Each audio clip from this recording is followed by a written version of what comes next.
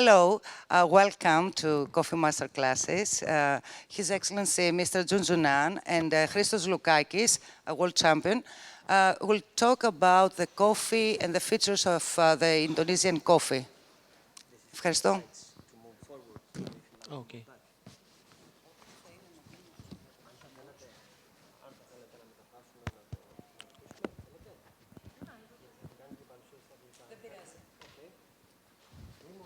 Can we start now?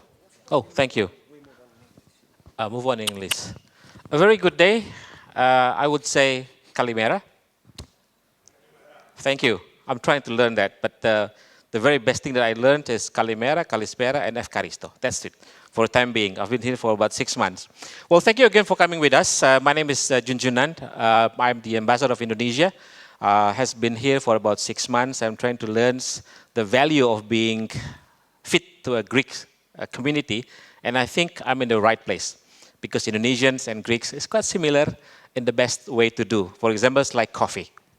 Now, at this particular moment, myself with Chris, I know that whether you're going to introduce Chris as well, I would like you to bring into something that quite different, that what coffee is always meant to everybody. What I learned from here, at least you guys having a coffee 3 to 5 times a day. Am I right? To that extent, I'm amazed. I'm amazed. I'm trying to do that. I could not. 1 or 2 coffee, one day, it's enough for me. But it makes me better because when I sit into a small coffee shop, whenever here in Athens, and get a coffee, I can directly communicate with the persons next to my table. And that's perfect. So the first thing I would like to do is like, many coffees has been produced in the world. But Indonesia has something that I would like you to understand the meaning of how the specialty coffee from Indonesia. So I would like you to learn about Indonesia in a glance, in perfect way. If you see, for example, that we are the most populous countries, the third populous countries. The 4th populous countries in the world, because we have about 275 million Indonesian. And most of them loved coffee. That's why Indonesia, in the way of how producing this coffee, is the ranked 4th as well in the world as a coffee producer. One way or the others, when we talked about the types of coffee, 80% is Arabica, and the rest, 80% is Robusta, and 20% is Arabica. So I cannot differentiate between Robusta and Arabica, Chris, and you will tell us what to do with that. But on my understanding that Indonesia produces at least 774,000 tons of coffee every single year. And the other thing is a point that 385, more or less, tons of coffee exported worldwide, including Greece. So only half of them are consumed in Indonesia. But half of them are completely around the area. But when we talked about Indonesia as a glance, I think you have to think about the populous countries and then the new destinations of tourism as well as Bali. Because at the later stage, I will have some quiz for you and there's some gift for giveaway. So please take any attention for that. Now, one way or the other, Indonesia as a glance, that we are having a very productive countries, in particular for coffee. But when we talked about coffee itself, Indonesia has a specialty map. When you look into the equator, within Indonesia, because if you spread from west to east, it's about 2.6 million kilometers away on the square. So basically we learned that 70% of them is waters. And when we talked about specialty coffee within the area of the map, we have about 7 totally different tastes of coffee. Starting from the northern part of Sumatra, which people knows about Gayo, about Mandailing and things like that, went up to the east on the Papua Islands. So within this area, when we talked about the types of the uniquely of Indonesian specialty coffee, you can see so many different coffee, which actually it's not produced in the mass commodity like maybe Panamanians, Ecuadorians or Dominicans or even Nicaraguan. But when we talked about the coffee itself, the way along the Straits of the Line from west to east, we have at least 7 times 3 different types of coffee, which produce from the highest level of mountains and up to the maybe the last point of one mountain. But to some extent, the way that you must know perhaps mostly is here is Gayo, and then of course you have in the southern Sumatra, which the one that I really love is that most of those coffee can be blended and can be produced and served as the way how you like it. And I will later on, I will tell you about how the Indonesians doing that kind of enjoying coffee. I came from West Java. There's a small number 3 from the Java island, which we call it a cup of Java.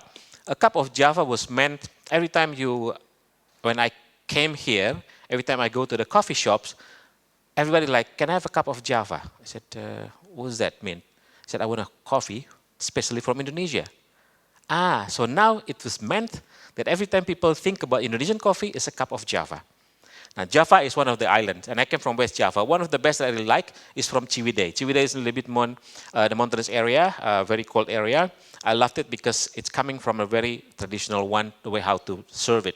Along the lines of this specialty map, actually, when we talked about Indonesian coffee itself, it was not originally from Indonesia.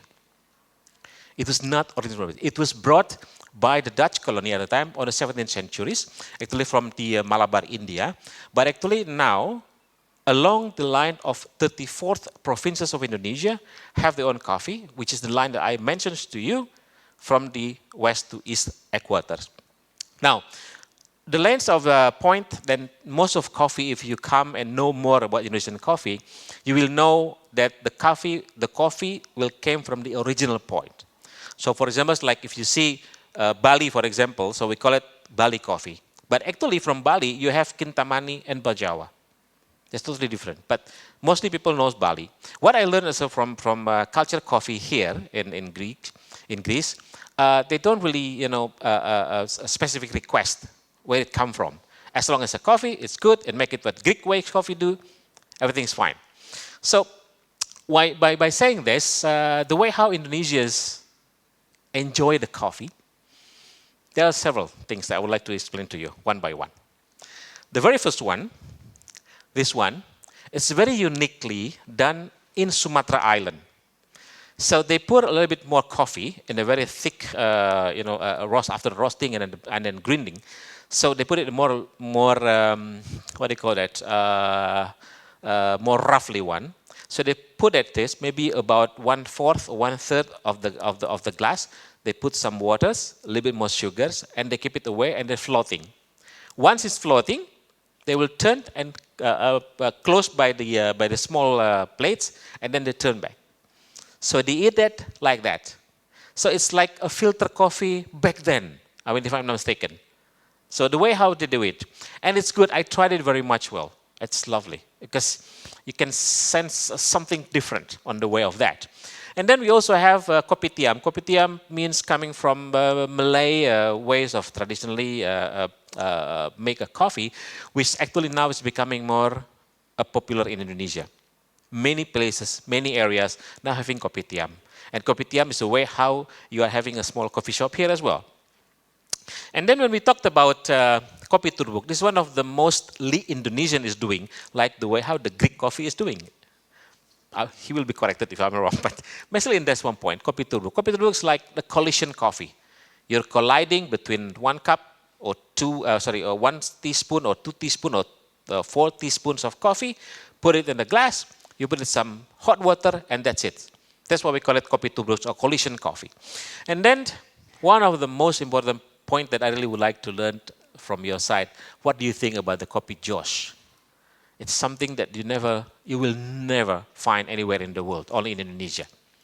And this especially coming from the Java Island, the central Java. The kopi Josh is something that you have a coffee, the way how the kopi tubruk is made, and then you put some burnt coal inside. Just put it there like that. I don't know how, I never tasted it because it's looked like, okay, come on. But some of my friends who really loved coffee, it's something that you have a different experience to taste the coffee. So this is very important, the way how you put some burning coal inside, not coal I think, but burnt, I don't know what they call it, it's like, apa namanya, arang tuh? Coal, yeah, right? It's charcoal. So it's very nice. Maybe I should invite some of you to my residence and try this coffee Joss. You never knew. You do? Okay, we'll do that later on. And don't forget to follow my Instagram so that I know exactly where you are. Right, so this coffee Joss things. And then one of the most important points that having a little bit more to a specialty in Indonesian way is a kopi luwak. A coffee made from a poop of, yes, a poop. Of I'm sorry to say that, but it's a poop. It's from a poop of, I don't know what the names of the animals. Kopi luwak. Kopi luwak. No, I mean the animals. In English, I don't know. It's kind of like civet. Okay, whatever the civet. But we call it the kopi luwak. Ας πούμε μια νηφίτσα. Okay. So, amazingly, coming from the poop, but one of the most expensive coffee ever that Indonesia learned from the traditionally. But when I take a little bit more assessment and survey back then why the kopi luwak is produced at the time, because at the time it was accidentally found by the workers, because all the best coffee was, giving up to the export, but after that, when they are found and sitting, and they found a lot of, this poop of this animal, and they just try to dry it, and it comes very much more tasty. Not because of the poop, but I think because of the process, right? Now, this kopi luwak has not yet been introduced properly in European country, but I will try to do that because kopi luwak means something that give for the coffee lovers or coffee, those who are likely coffee, is a bit of new experience. So, one over the others, before I close my short presentation and giving back to Chris, because Chris knows exactly how to taste Indonesian coffee in Greek ways. Indonesia coffee in Greece is yet to be known for the time being. But most of the Greeks now, seeing coffee of Indonesia is trying to be one of the different tastes. Now, if you see about coffee Greece, Indonesia exported quantities to Greece is about 2,000 tons per year, more or less. And, well, the value is about 3.8 million US dollar. Actually, when we talked about exporting coffee to Greece, we are number 25th. Actually, we are the 4th largest coffee producers in the world. Saying in that point, in the sense of that, when we talked about 382,000 tons Indonesian export coffee, and then consumption per year here is about 40,000, I think there's a lot of chances for the market. I'm here, I'm the Indonesian government marketing, you'll be more happy. I'll be more happy to see you in my office or maybe in my residence with my friends and see where to take the coffee taste with cigar. Now, the potential of Indonesia, I think in 2045 we are going to trend into becoming Indonesia Gold, which actually in 2030 there is some assessment made by the Standard Chartered Bank and the McKinsey that Indonesia will be the 4th or the 5th largest economy in the world. So I will looking forward on that. So by saying that, I will give you 2 minutes just to see what Indonesians coffee experience in a short, what do you call it, videos. How should I do that? Can you do that for me?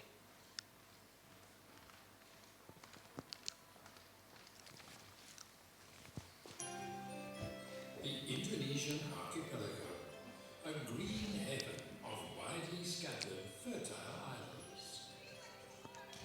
Mountain ranges and valleys provide an ideal location to produce the best coffee beans. Processed with the latest technology. Selected with a careful attention to detail. Processed with precision by the hands of experts. To ensure that the range of beans are packaged keeping the unique quality, aroma, and characteristic taste. With love and sincerity, Indonesian coffee served to the world.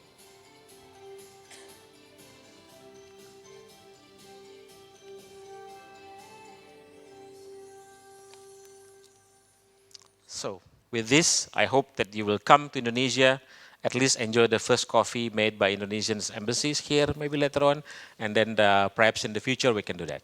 So our booth is within the building D4 on the D7 with booth 12. And for that extent, and I also would like to invite you again on the main stage. There will be a performance of Indonesian traditional dancings, but it's 5 o'clock, if I'm not mistaken, this afternoon. Hopefully that you will be there. So thank you again, F. Christos, and I hope that you follow our Instagram and see how the coffee and everything that you'll need to know about Indonesia will serve you better. Thank you again. Chris.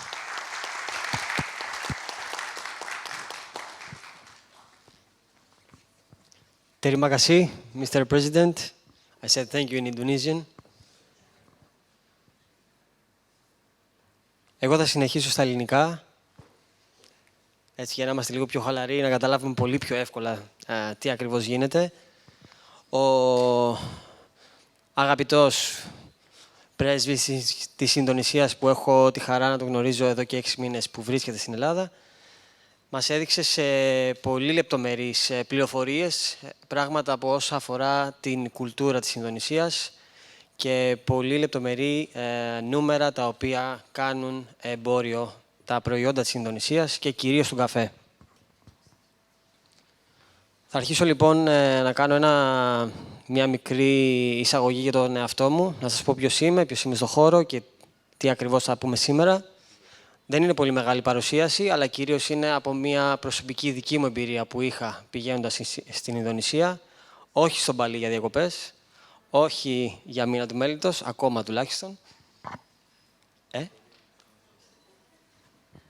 Λοιπόν, το όνομά μου είναι Λουκάκης Χρήστος, είμαι στον χώρο της εστίασης και κυρίως στον χώρο του καφέ 20-21 χρόνια. Έχω την εταιρεία WiseCup μαζί με τον κύριο Γιώργο Λουκά και κάποιους άλλους κυρίως που είμαστε μαζί. Η εταιρεία WiseCup προμηθεύει καφέ σε καταστήματα και όχι μόνο, ό,τι αφορά τον καφέ. Έχω τον τομέα της εκπαίδευσης στην εταιρεία και τον τομέα του ποιοτικού ελέγχου. Και στα μαγαζιά τα οποία παρασκευάζουν το δικό μας προϊόν, αλλά και στην εταιρεία για το τι καφέ ακριβώς θα εισάγουμε, για το πώς θα καβουρδιστεί. Γενικά υπάρχει ένας ποιοτικός έλεγχος, λοιπόν. Έχω διακριθεί σε παγκόσμια πρωταθλήματα καφέ. Έχω πάρει την πρώτη θέση στον κόσμο στο Latte Art το 2011. Έχω πάρει την τρίτη θέση στο Brewers Cup, στον καφέ φίλτρου το 2012. Και έχω πάρει και την τρίτη θέση παγκοσμίως στο Barista διαγωνισμό το 2014. Όλα αυτά είναι παγκόσμιοι τίτλοι. Πέρα όμως από αυτό που ουσιαστικά έχω αποκομίσει από αυτούς τους διαγωνισμούς σε αυτό το υψηλό επίπεδο είναι ότι αυτό που κάνουμε, αυτό που αγαπάμε κυρίως, είναι αυτό που πρέπει να κάνουμε εμείς καθημερινά με εσάς. Θεωρώ τον εαυτό μου καφετζή, θεωρώ τον εαυτό μου άνθρωπο που φτιάχνει καφέ, παρασκευάζει καφέ, ακόμη και αν δεν το κάνω αυτή τη στιγμή. Προσπαθώ να εκπαιδεύσω τον κόσμο έτσι ώστε να αρχίσουν να αγαπάνε αυτό που κάνουν και μετά να μπορέσουν σε εσάς να δώσουν αρχικά το καλύτερο δυνατό αποτέλεσμα και δεύτερον να σας δώσουν την πληροφόρηση την οποία δεν έχετε για το προϊόν που καταναλώνετε. Κοινώς να έρθουν πιο κοντά σας, να αναπτύξουν μια σχέση, διότι ουσιαστικά ο καφές αυτό κάνει. Φτιάχνει μια σχέση και την κρατάει σε μακριά περίοδο. Δεν ξέρω αν έχει κάποιος κάποια άλλη γνώμη, πάντως η δική μου γνώμη είναι αυτή. Ξεκινώντας λοιπόν θα πω κάποια πολύ γενικά πράγματα για την Ινδονησία, πράγμα το οποίο ο πρέσβης τα είπε πολύ λεπτομεριακά. Ξεκινώντας λοιπόν για τον καφέ της Ινδονησίας, ο καφές σαν δέντρο, επειδή είναι δέντρο ο καφές, πήγε στην Ινδονησία μέσα από ένα νησί, το οποίο ονομάζεται Μπουρμπόν, το οποίο είναι νότιο-ανατολικά της Αφρικής. Είναι ακριβώς κάτω από την Μαδαγασκάρη. Έφυγε λοιπόν από εκεί που γεννήθηκε, από τη μητέρα γη του καφέ, η οποία είναι η Αιθιοπία, για κάποιους είναι η Ιεμένη, δεν θα μαλώσουμε. Πήγε στο νησί Μπουρμπόν και από εκεί έφυγε και πήγε στην Ινδονησία στις αρχές της εκατονταετίας του 1600. Προχωρώντας λοιπόν, οι πρώτοι καφέδες που εξήγαγαν οι Ινδονήσιοι είναι στις αρχές του 1700 και ήταν κυρίως bourbon ποικιλία. Υπάρχει λοιπόν μια ποικιλία, υποποικιλία του δέντρου, αράμπικα, που ονομάζεται bourbon. Το όνομά της το πήρε από αυτό το νησί που σας λέω. Συνεχίζοντας, στις αρχές του 1800 έχουμε πολύ μεγάλες φυτείες καφέ. Κυρίως έχω γράψει τις περιοχές από κάτω, είναι στην Ανατολική Τζάβα, στο Λιεν Πλατό, στο Σουλαβέσι, στο Μπαλί, στο Τιμόρ και στη Σουμάτρα. Ουσιαστικά αυτές οι περιοχές είναι αυτές που εμείς παγκοσμίως γνωρίζουμε ότι μας δίνουν καφέ. Το 1900 αρχίζει η άνθηση της οικονομίας στην Ινδονησία, όταν μικρότεροι παραγωγοί αρχίζουν και καλλιεργούν καφέ και αρχίζουν και τον πουλάνε ουσιαστικά στους κεντρικούς σταθμούς επεξεργασίας, που γενικά αυτό γίνεται ακόμη και σήμερα σε πάρα πολλές χώρες. Το σπίτι, το κτήμα έχει ένα συγκεκριμένο αριθμό δέντρων, που το κάθε δέντρο θα βγάλει μια συγκεκριμένη εισοδιά κάθε χρόνο, διότι ίσως κάποιοι δεν το ξέρετε, ο καφές είναι φρούτο και ο καφές που πίνουμε είναι τα δύο κουκούτσια μέσα σε αυτό το φρούτο που αναπτύσσονται. Λοιπόν, μαζεύουν σακιά των 60 ή 70 κιλών φρούτα, τα οποία τα δίνουν σε κεντρικούς σταθμούς επεξεργασίας, τα επεξεργάζονται και μετά εμείς οι καβουρδιστές παίρνουμε αυτό το προϊόν, το καβουρδίζουμε και παρασκευάζεται στα μαγαζιά. Άνθησε λοιπόν η οικονομία τους στις αρχές του 1900 και το 1945 είναι η ημέρα ανεξαρτησίας από τους Ολλανδούς κατακτητές. Ουσιαστικά, θα έλεγα εγώ από τη δική μου πλευρά, είναι ότι οι Ολλανδοί κατακτητές είναι αυτοί που έδωσαν όλη αυτή τη γνώση, έτσι ώστε αυτό το προϊόν να ανθίσει και η οικονομία της χώρας να φτάσει σε υψηλά επίπεδα, έτσι ώστε το 1945 να έχουν ακόμη και σήμερα και να γιορτάζουν την ημέρα ανεξαρτησίας τους. Το 1960, στη δεκαετία του 60 λοιπόν, είχαμε ένα από τα όχι σπάνια φαινόμενα αρρώστιας του φυλλώματος σε ένα δέντρο. Έχουμε το leaf rust. Αυτή η εικόνα μας περιγράφει ακριβώς ότι το φύλλωμα αρχίζει και σκουριάζει.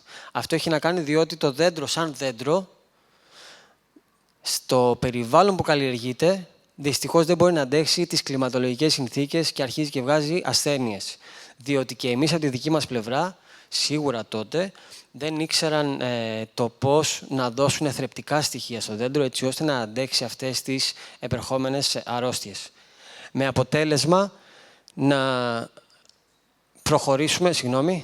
προχωρήσουν και να φυτέψουν όσο το δυνατόν μεγαλύτερη ποσότητα δέντρων ποικιλίας ρομπούστα. Γιατί τα δέντρα ποικιλίας ρομπούστα είναι αυτά που είναι πιο ανθεκτικά σε τέτοιες καιρικές συνθήκες.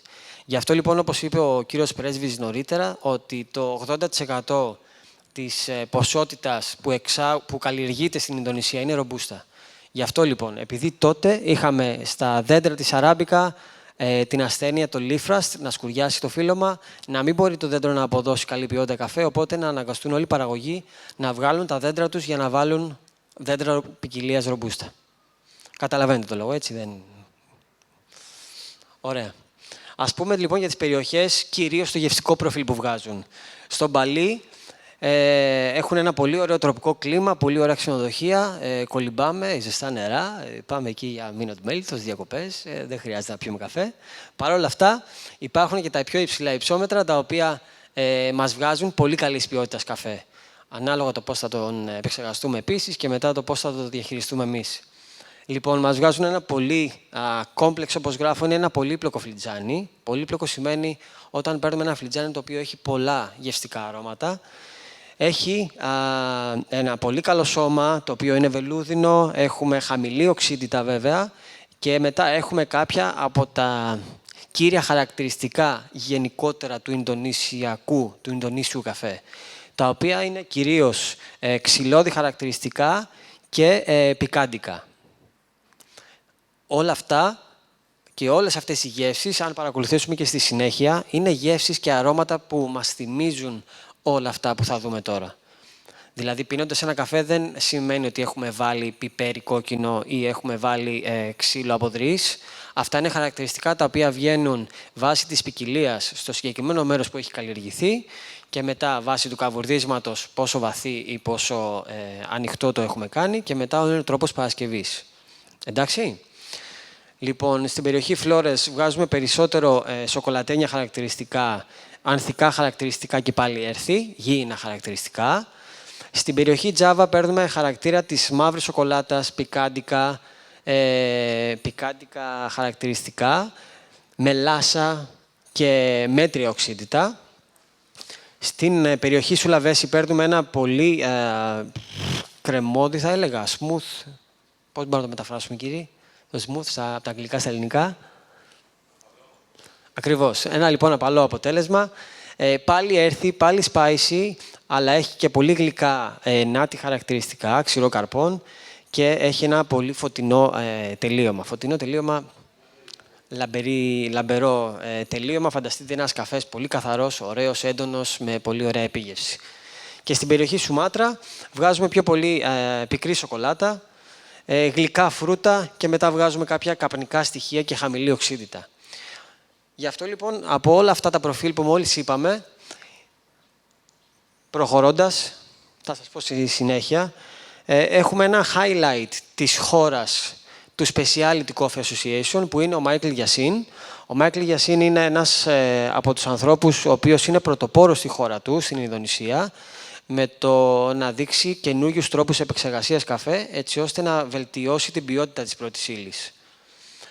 Το αποκορύφωμα λοιπόν αυτής της χώρας είναι η καλύτερη θέση ποτέ που έχει πάρει η Ινδονησία σε διαγωνισμό μπαρίστα και είναι η 4η θέση το 2019.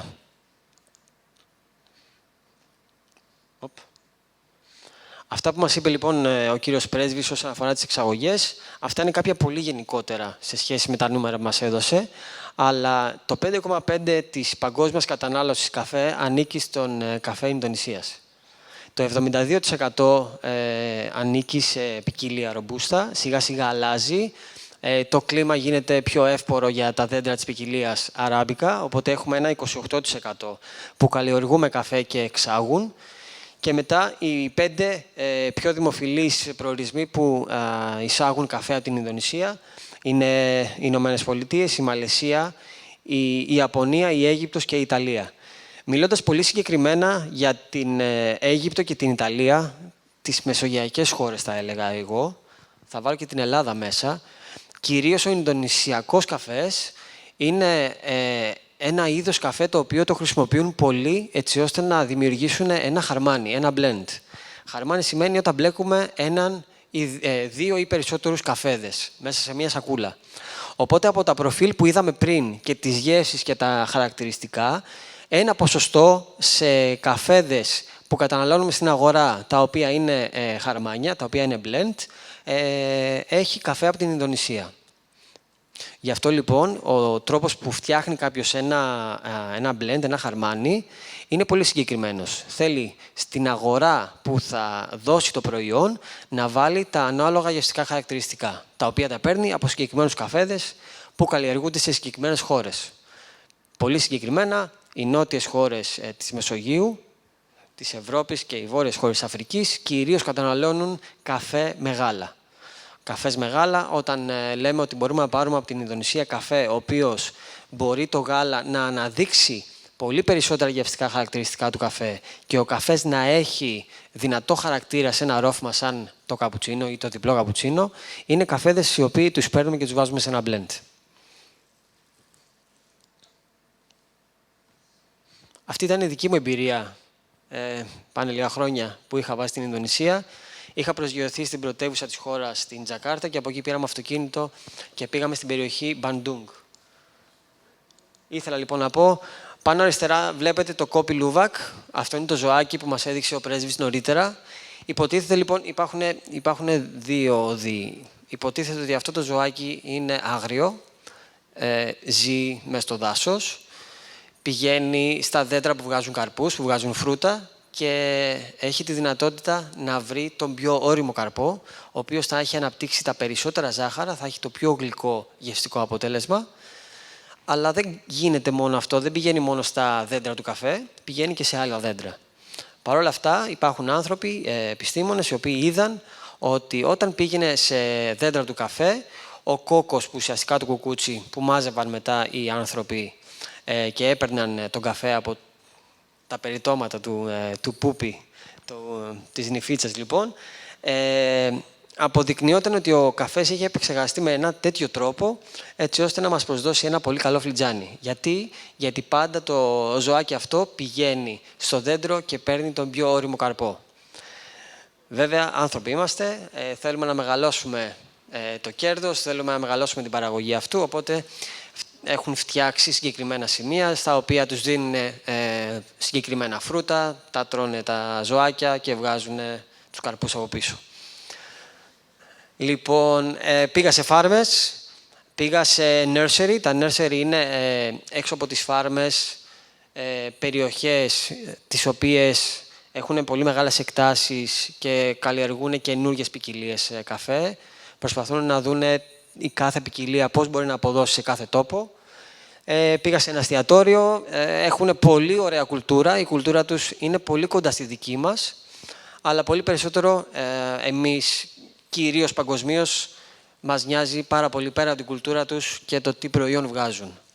Οπότε, χαρά μου εμένα προσωπικά λοιπόν και μέσω της εταιρείας, χαρά μας είναι ότι ήρθαμε για δεύτερη χρονιά σε επαφή με την πρεσβεία της Ινδονησίας στην Ελλάδα και πρόκειται να αρχίσουμε να κάνουμε πράγματα έτσι ώστε στην Ελλάδα να μην έχουμε μόνο καφέ από την Ινδονησία, τον οποίο θα τον μπλέκουμε μέσα σε χαρμάνια, έτσι ώστε να πάρουμε ένα συγκεκριμένο χαρακτήρα, αλλά θα κοιτάξουμε να δούμε πώς μπορούμε να φέρουμε ανώτερης ποιότητας καφέ από την Ινδονησία και να τους έχουμε, για παράδειγμα, σε ένα μήλο άλεσης από συγκεκριμένες περιοχές και να έχουμε το καλύτερο δυνατό αποτέλεσμα.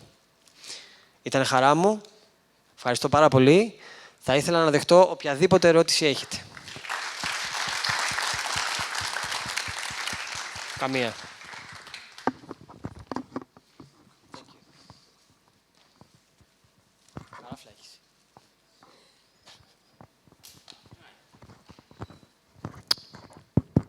Thank you, Chris. Ευχαριστώ παραπλώ. Terima kasih. Terima kasih banyak. Okay. Well, thank you again. I think we still have time. If you would like to ask some questions or you would like to know more about us, about Indonesian coffee, you know exactly you speak with. Chris is one of the best in the world, barista in the best in the world, and he knows he loves Indonesian coffee. And I'm here to give you any information you want. Please, don't be afraid. I'm not going to charge you. Yes, please.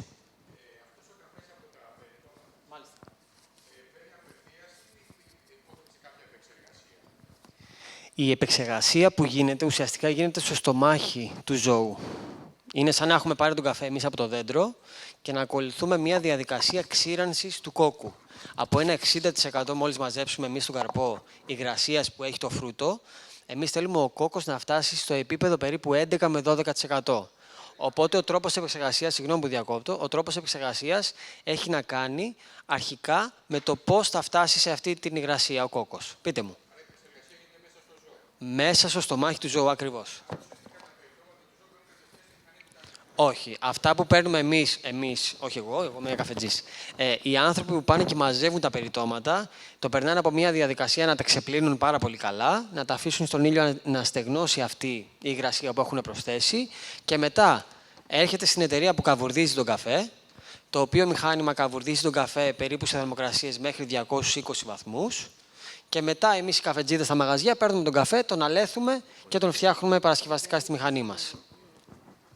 Τελεία. Χαίρομαι.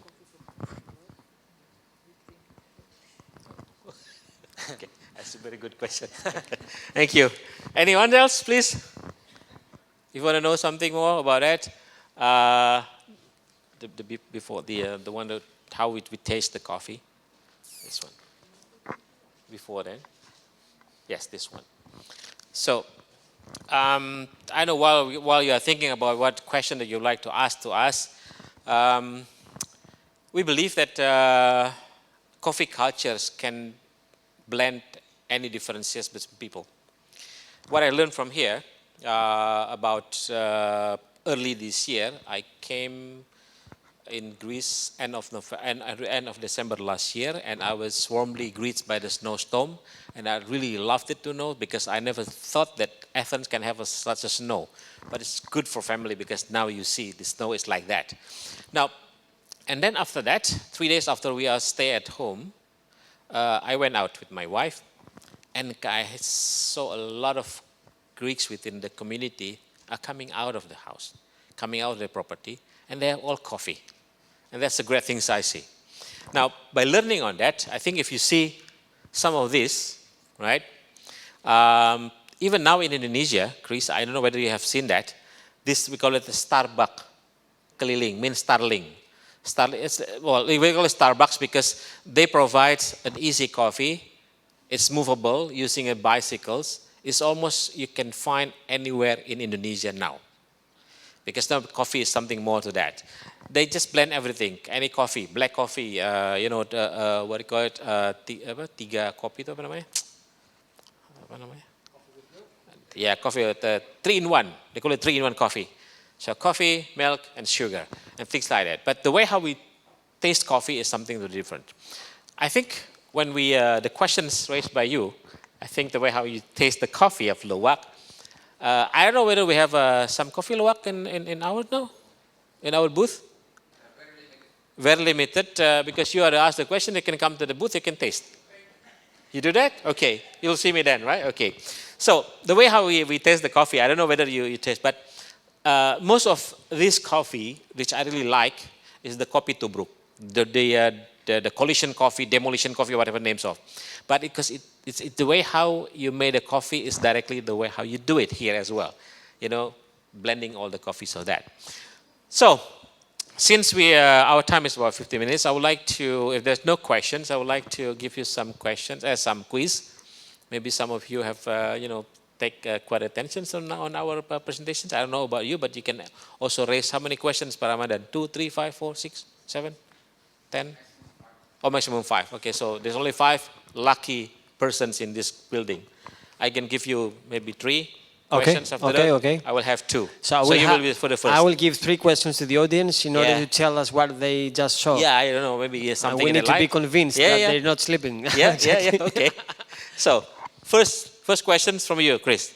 Let's say, what was the coffee that the Mr. Ambassador said, can I say it in Greek or in English? Whatever. That Mr. Ambassador said that it is equal like the Greek coffee, the way we drink it. Ναι, συγγνώμη. Ο πρέσβης μας είπε ότι κάποιος καφές από αυτή την εικόνα είναι πολύ κοντά στον τρόπο που πίνουμε εμείς ελληνικό καφέ. Ξέρουμε ποιος είναι, το ακούσατε?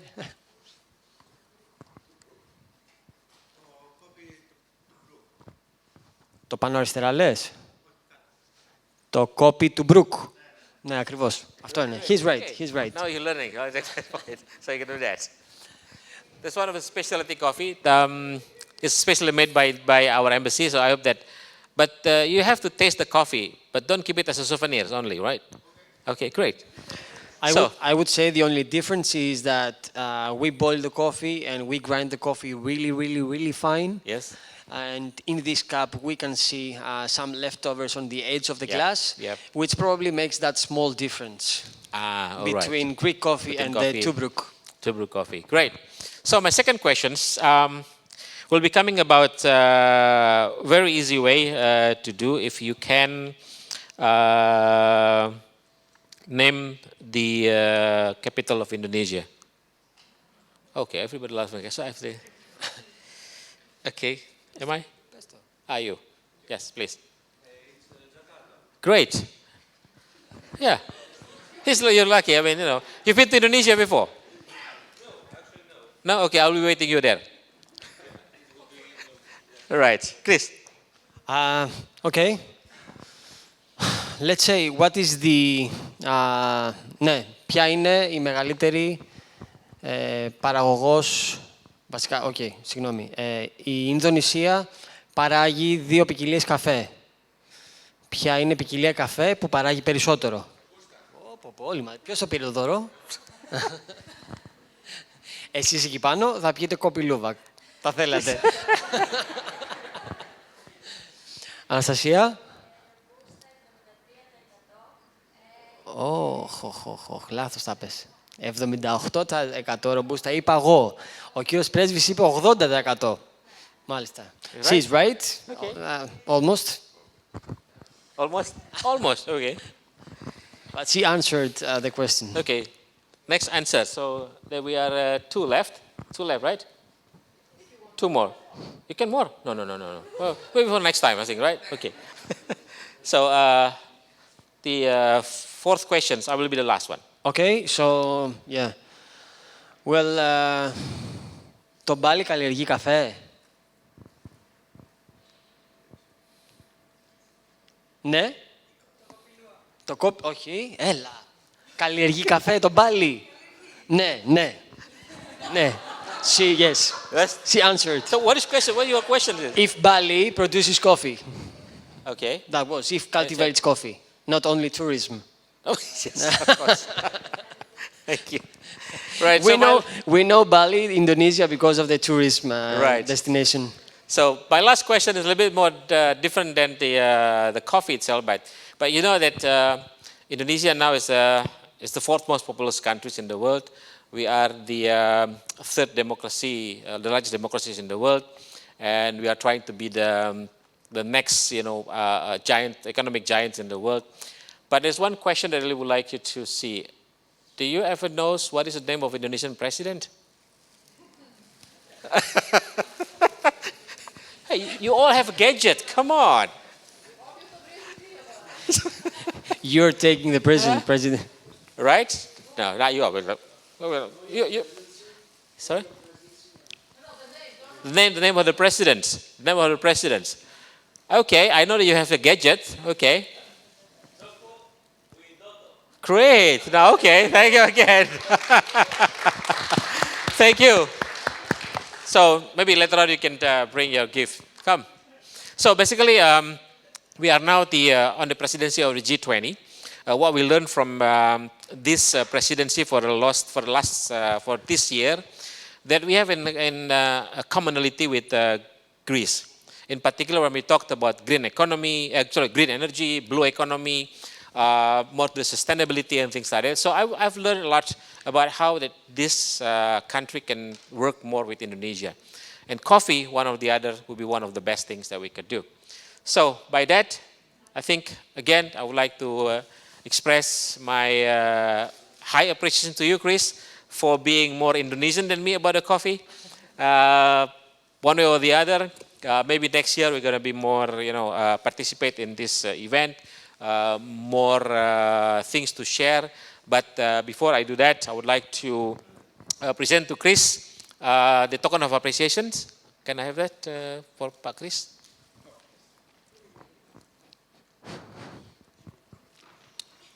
Όχι μόνο εσείς θα πάρετε δωράκια. Right. Okay, Chris. So I hope that I know that you're getting married, right? So I'll give the gift earlier than what you should. Okay. So can you show it to them? Yes. Right. So what I give it to Chris today is about Indonesia in a glance. How can I see that? One, of course, is from the Embassy of Indonesia. We are now is the presidents of the G20 in this year. But there is one small, what do you call that, symbol. Thank you. Who said that? Oh, my colleague. Okay, right. So a symbol which represents traditionally that Indonesians are pretty much love nature. So by way of saying this is the way how a world within the small symbols, which coming from the cultures, which you will learn a lot when you visit Indonesia. We do know, most of you know Bali. Bali is only one of them.